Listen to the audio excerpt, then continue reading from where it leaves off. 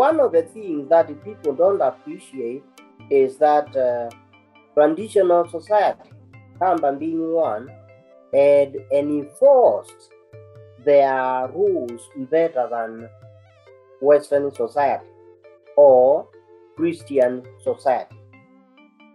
Most of the rules were not questioned. This is the way we live, and you can't do MBCD.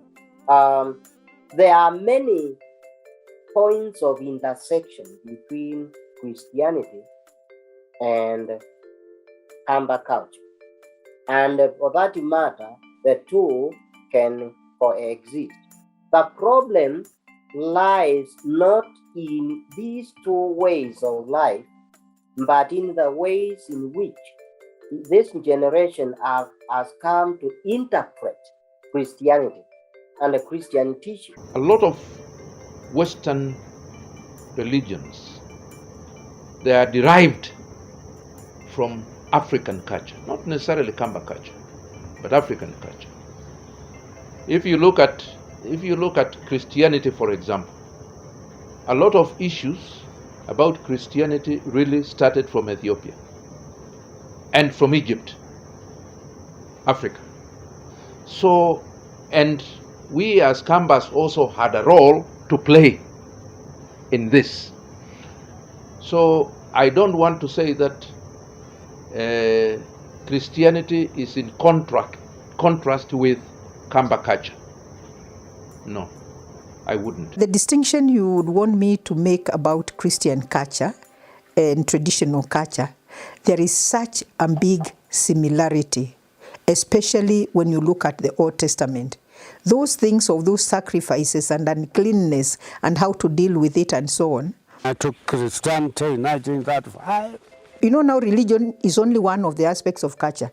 Do affect the religious part of the culture. When you make a change in religion, then you have made a change in part of your religious culture. The African way of perception of God is different. The two of them cannot, I have repeatedly said they cannot marry, because the African concept of God is totally different from the Christian concept of God.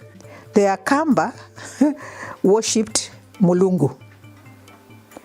Ngaimombi na mwatu wangi. God was not brought to Africa by Christianity or Islam. God had always been in Africa. Christianity did not teach Kamba to love their neighbors as they love themselves. The Kamba already knew that, and it was part of their culture. Mulungu was not a stone or a mountain or a tree. It's just that there were sacred trees and sacred places where they went to worship. But they didn't worship those things, so they were not idol worshippers. Much of what we refer to as Christianity here is not Christianity at all. It's Christianity plus European culture. They were using Christianity as a way to condemn cultural practices, but without a biblical basis for that. If you have a verse that says people should stop Potemanguzo, please let me know that verse. What seems to be in conflict with our culture is European culture and not Christianity. Majority of the things that we call Christian way of life were already in a traditional Kamba custom. So if you look at the commandments, the 10 commandments of Moses, they are comparable to Kamba customs or customary laws. Tell me anything in the 10 commandments that is in conflict with the Kamba culture. Kamba choose to worship. You are not supposed to tell lies. You are not supposed to go with another man's wife or husband. You are not supposed to tell a lie. You are not supposed to kill. You are not supposed to insult your mother. Tell me just one commandment in the Bible that is in conflict with Kamba culture. None. And when we talk, some of the things that seem to be in conflict with the Kamba culture or African culture have nothing to do with Christianity. Christianity means following Christ. Where in the Gospels, what verse in the Gospels did Jesus tell people that you must be called Jane or Charles or William? Where? In what Gospel?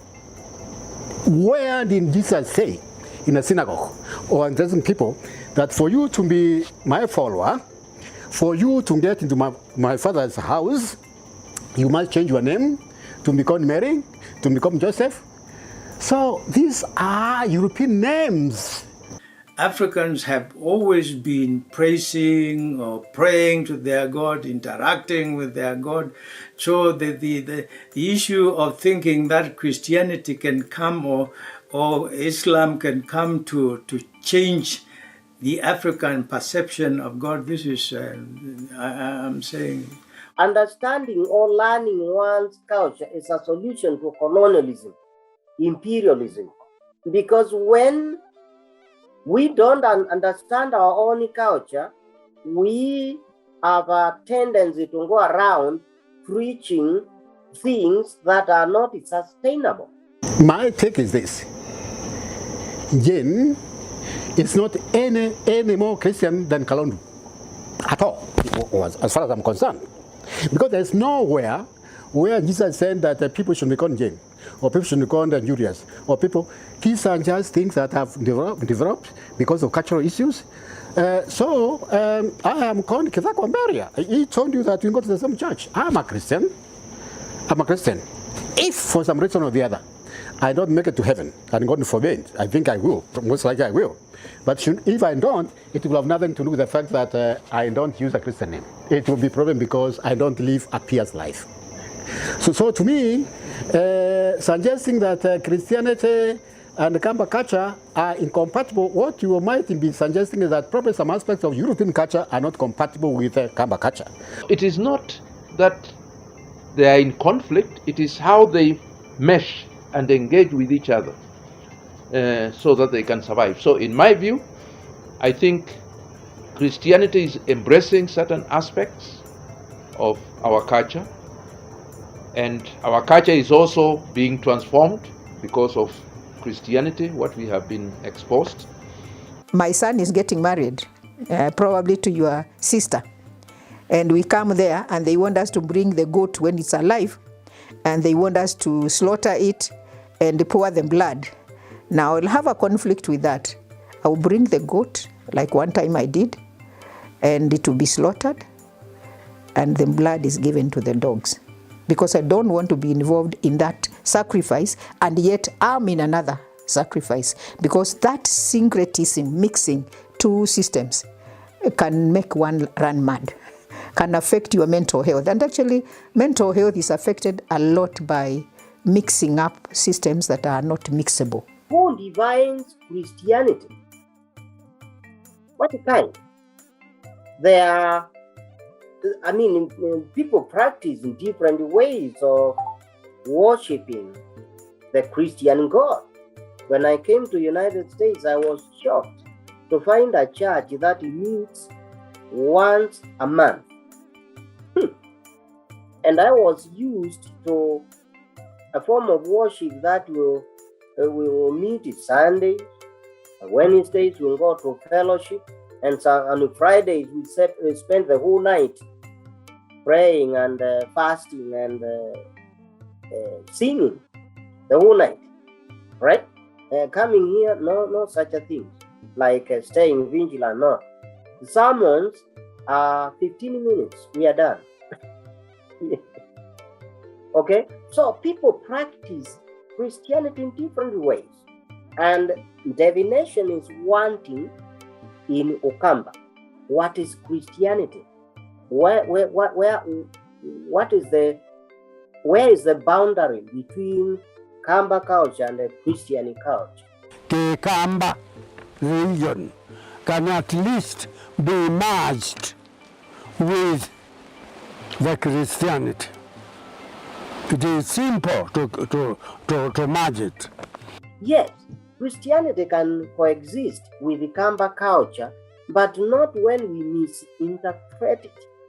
When we use the Bible or Christianity to promote deletion of things that we want out of practice in our culture.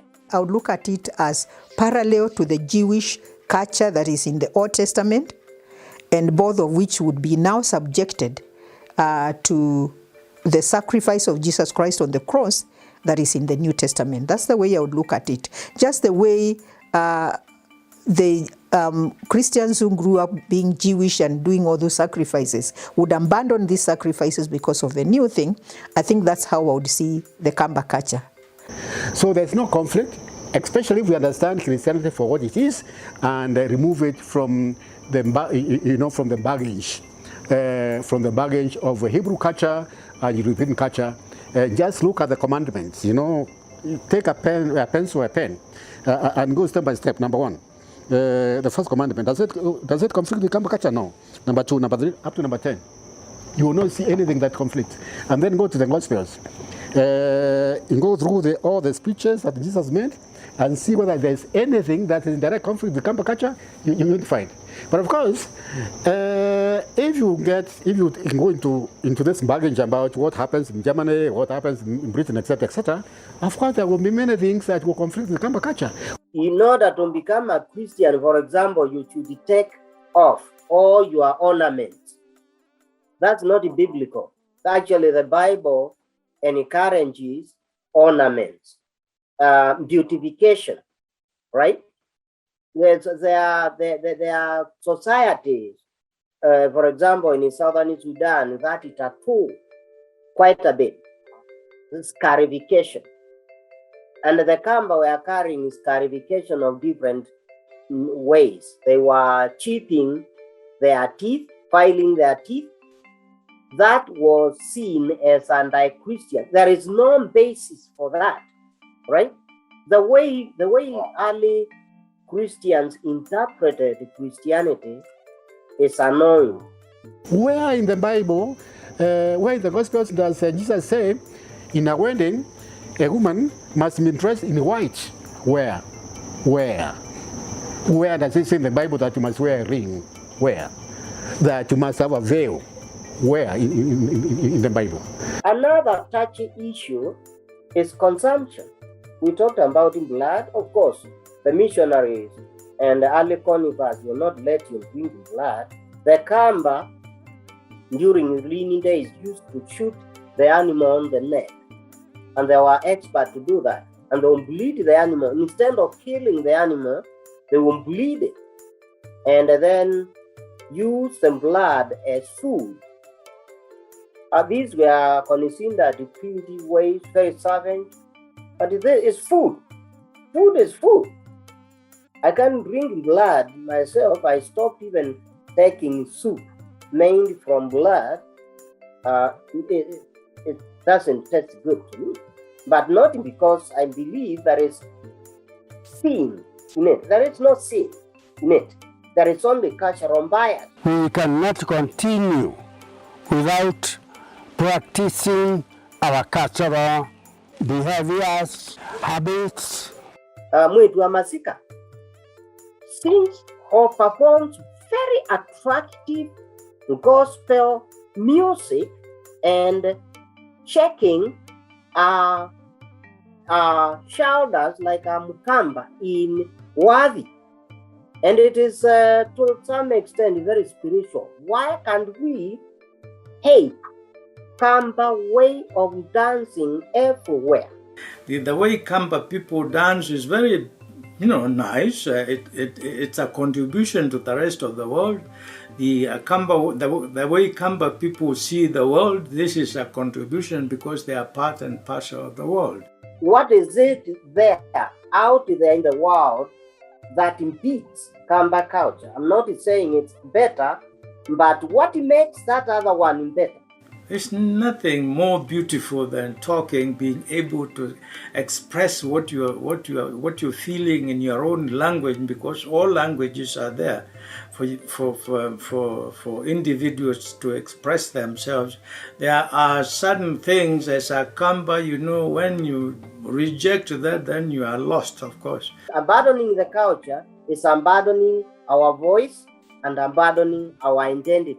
And my question is, we abandon that voice, that identity, for what? When Europeans came saying that it's very unchristian to marry 2 wives or to marry 3 wives. And I'm very shocked to find that the folks like in Livingstone were of that kind of preaching. These are pioneer Christians. They advocated if Joseph, you have multiple wives. They advised you, if you wanted to be baptized, you should chase away all the women and remain the first wife. So the question is that Christianity? And actually, the first convert was a king in Benguelu in Zambia. He did that, but for a while, he just brought back his family. He realized that the practice was actually threatening his kingdom, because marriage was not about an individual, it was about the society, community, and the state. It was built that way. When did the missionary find inspiration for such a call that in order to be a Christian, you have to abandon your wives? You must be a monogamist. Where is that? Where does Jesus say that you must have only 1 wife? That is European culture. It might be positive. So I'm not saying that we should stop being monogamous and be polygamous. But one major problem on this continent is confusing other people's cultures with Christianity. Today, if you are Christian and you marry another wife, you're in trouble. You're in big trouble. But the Bible doesn't teach that way. We only picked it up, isolating some verses to qualify a certain passion of Christianity. But the Bible doesn't teach that. So, if you drink alcohol, if you smoke, if you consume snuff, you are considered a Christian. Oh, please. There are no basis for such a teaching. So, teachings like those cannot coexist with the Kamba who are consuming snuff, either for healthy reasons, for aesthetic reasons, and that is sort of thing. When I began to travel in the West, in the Christian world, I was shocked to find people smoking after service, and they are holding the Bible. Then I began to ask them, how do you reconcile your smoking with faith, with Christianity? There is no basis. I'm not preaching for smoking, because eventually you'll get lung cancer, and that is. So what Christianity teaches actually is good for our health and our communities. But there are certain teachings that are not valid. Tell people don't smoke, but don't base it on the Bible, because it's not there. What Mzungu calls a witch doctor is a contradiction. You can't be a doctor and a witch at the same time. And there's nothing like that in African languages. Whether it's Pokot, whether it's Luo, whether it's Ndebele, whether it's Zulu, that is just distortion of things. I like Ngugi wa Thiong'o. He wrote a good book, Decolonizing the African Mind. You know, they taught us that Moses got his commandments from Mount Sinai. But when a Kikuyu zealot climbs Mount Kenya to seek blessing, they say this is paganism. So what's the difference between this mountain and the other mountain? We also push that at the wearing of Western style too far. Somebody is wearing a counter suit when it is 19 degrees Celsius or Fahrenheit and is drinking hot tea. Come on. And he's a gentleman. But when we were within, that is seen as repulsive. Jesus is baptized in the River Jordan.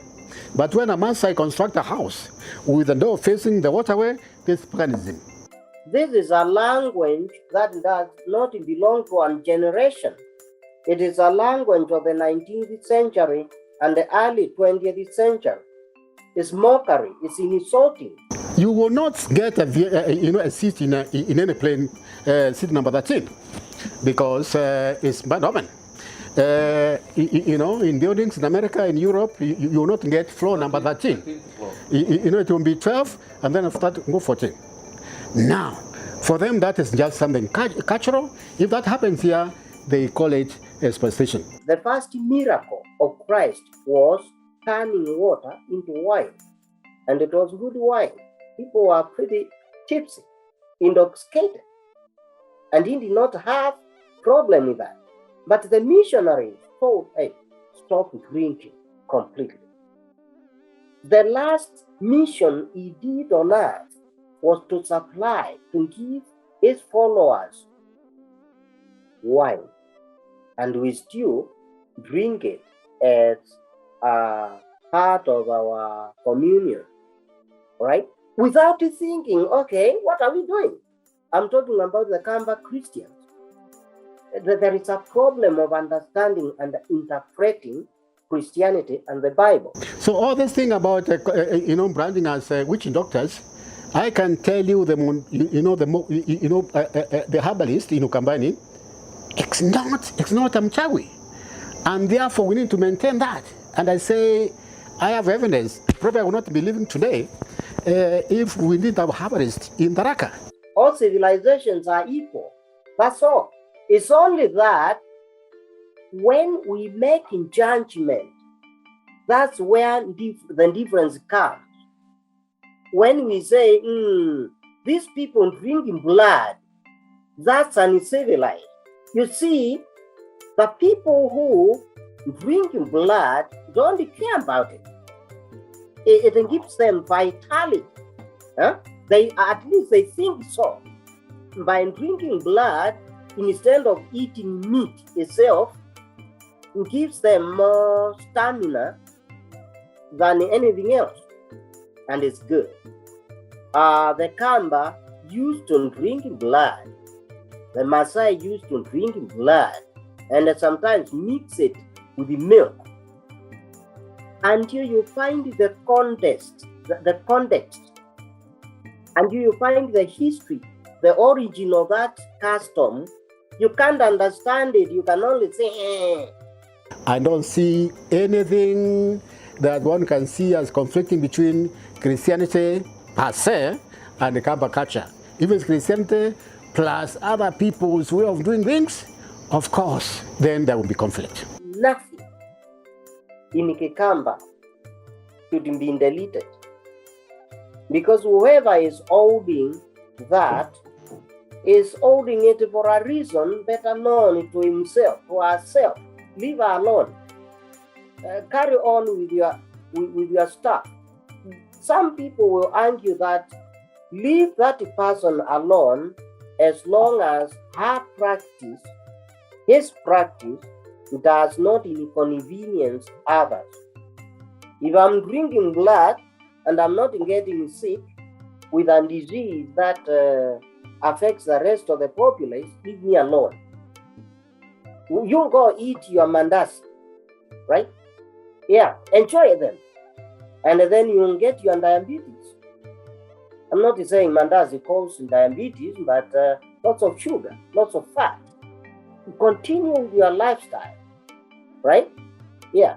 And I think you understand that it's a mockery to tell people to abandon their culture because it's backward. Respect the culture.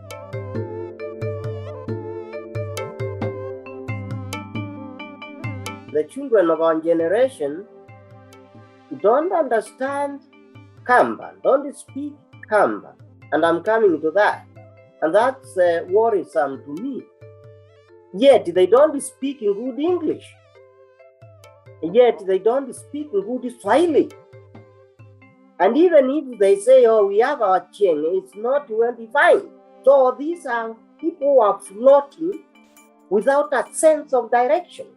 If you don't respect your own culture, you will not respect yourself. And you know what? Psychologically, if you don't respect yourself, if you don't have self-esteem, you cannot be productive, you cannot be innovative.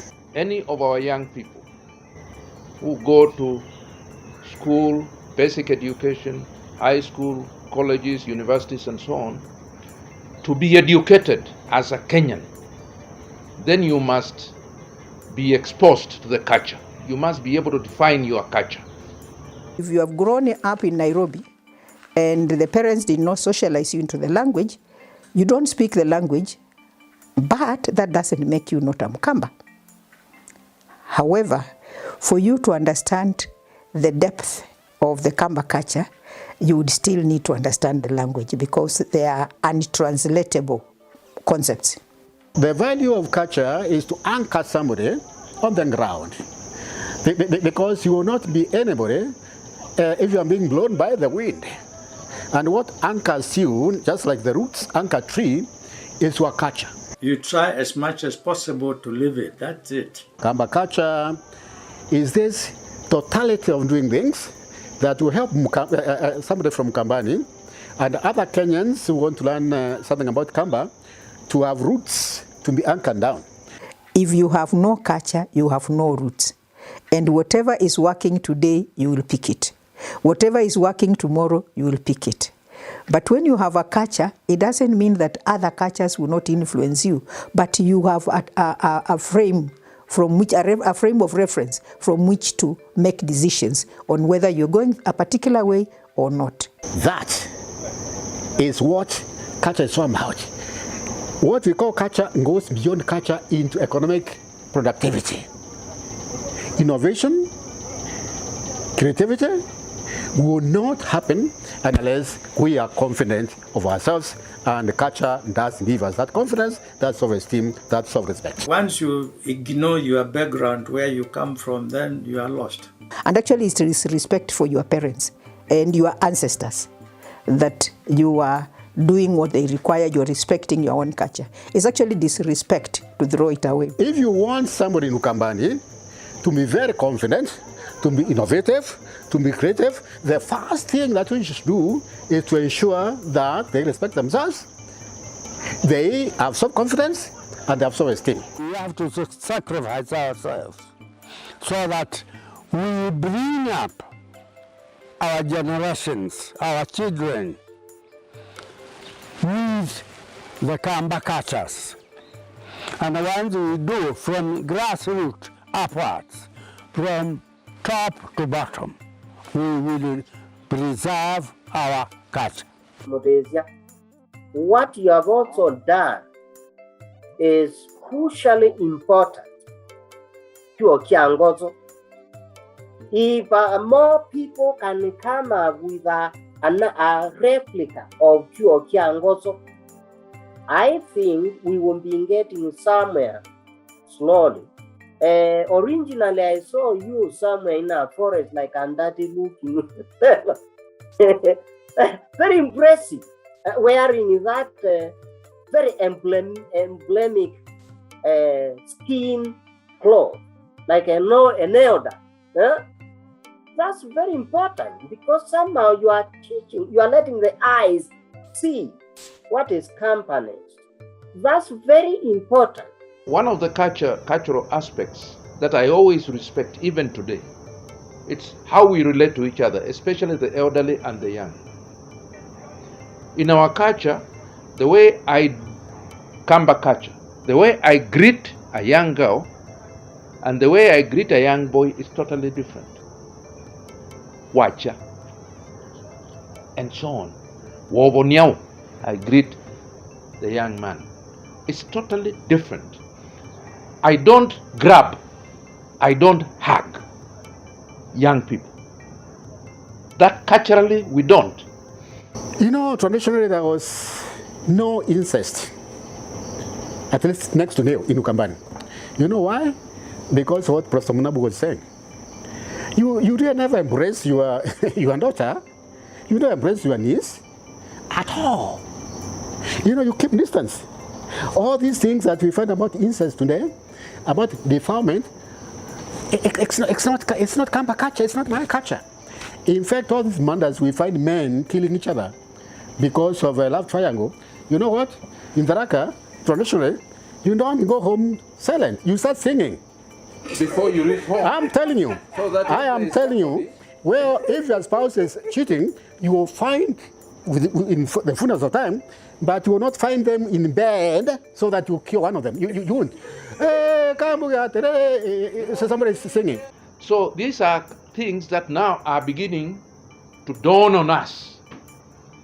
And even those other Western constructs are beginning to come, and they will begin to try to see what good practices can they extract from the Tharaka Nithi, the Nithi Tharaka people, from the Kamba, from the Kikuyu, and so on.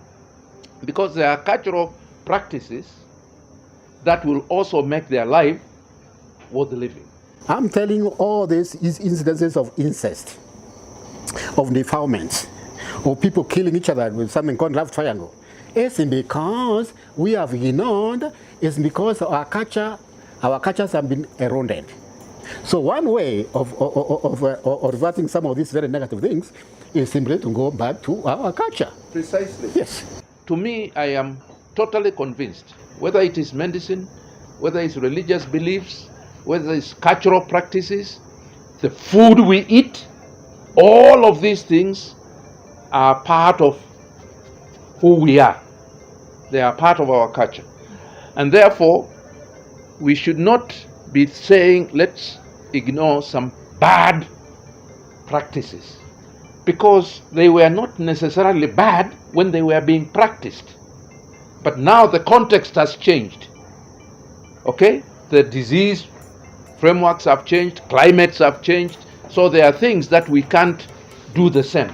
It has a way of reforming itself and introducing its new ways of looking at it. And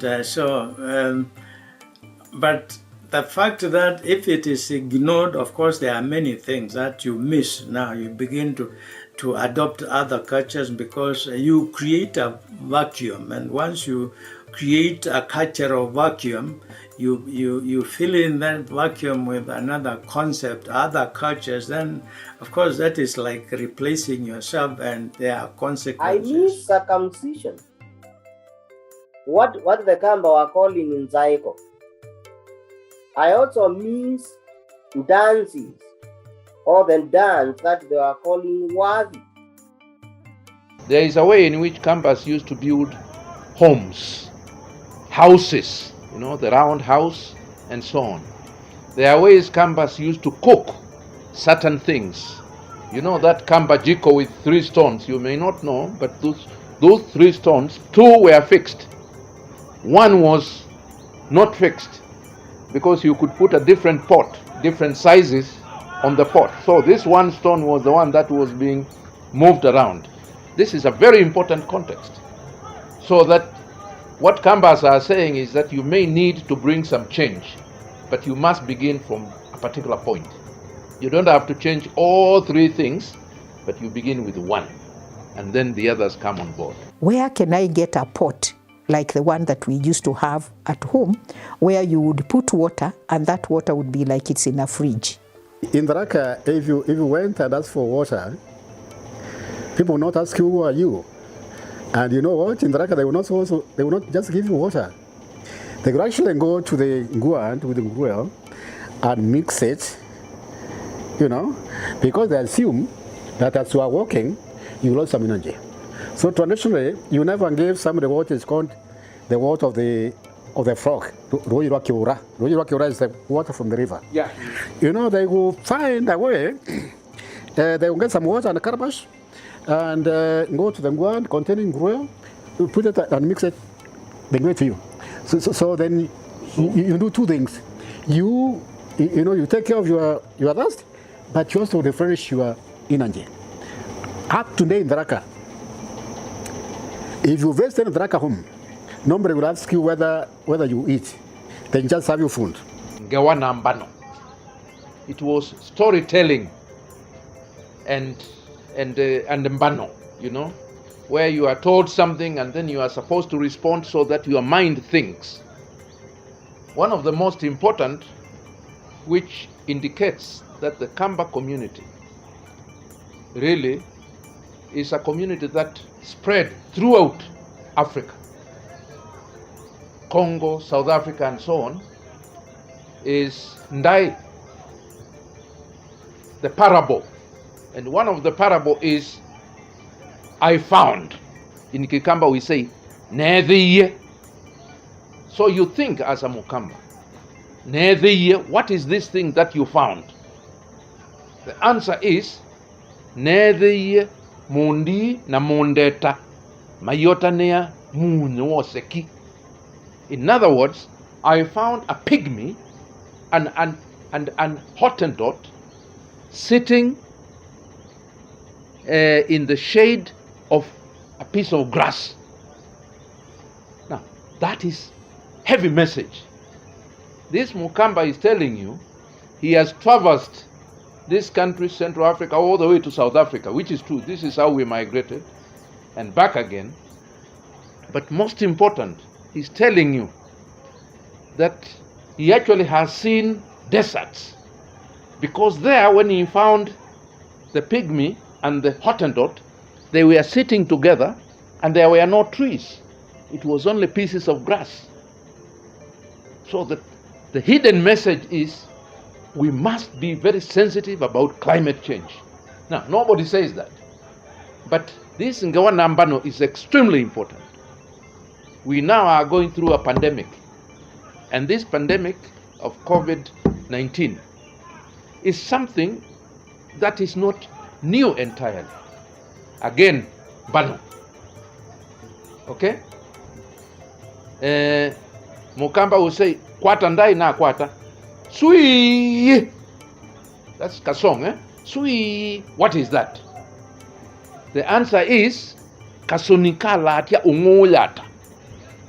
Sui. Kasonika latia ungoyata. In other words, Mukamba is saying, Sui. What is that? The answer is, it was a bird which had gone to bring a disease from Yatta, a pandemic. So be careful. When you hear sui, be careful. Because that bird you see floating here may be bringing a pandemic from another place. So this is extremely important.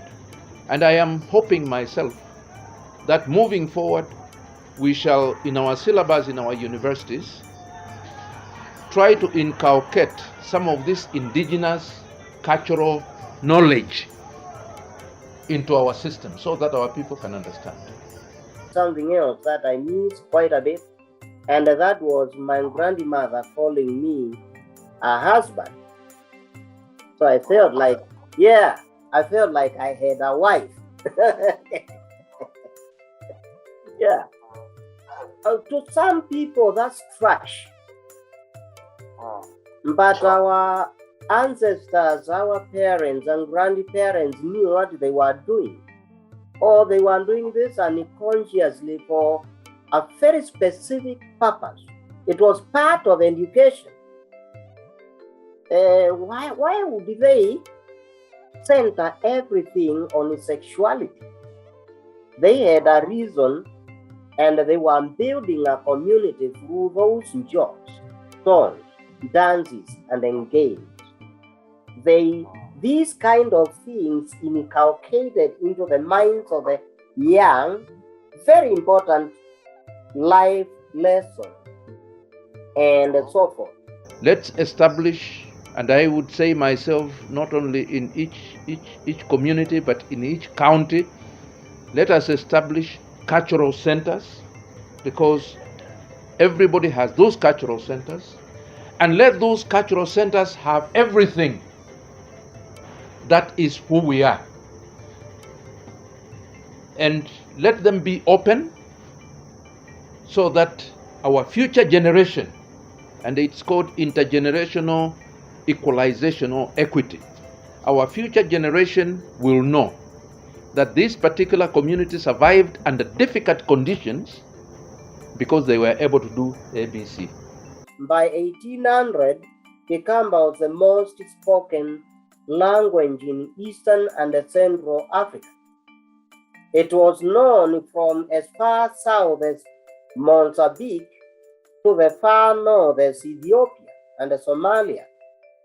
And so, because it was a language of trade, missionaries suggested using Kikamba, not Kiswahili, because Kiswahili was a coastal language, smaller than Kikamba at the time, as a language of spiritual instruction. When imperialists came, Germans and the British, they also made the same proposal, using Kikamba as the imperial language, because it was known over extensive areas. Today, Kikamba is probably the fourth most spoken in Kenya alone. It has shrunk that much. And I think in the next few decades, it will be overtaken by other languages. Other languages are Luo, Kikuyu, and Luya, although there is no language called Luya. And the Kalenjin also competes somehow. So what happened? That it went down. It lost because the Kamba people lost their economic power. And to some extent, they lost their political power. Okay? If you want to preserve this, give those back. Not so much politics, but economy. Economic power drives a culture.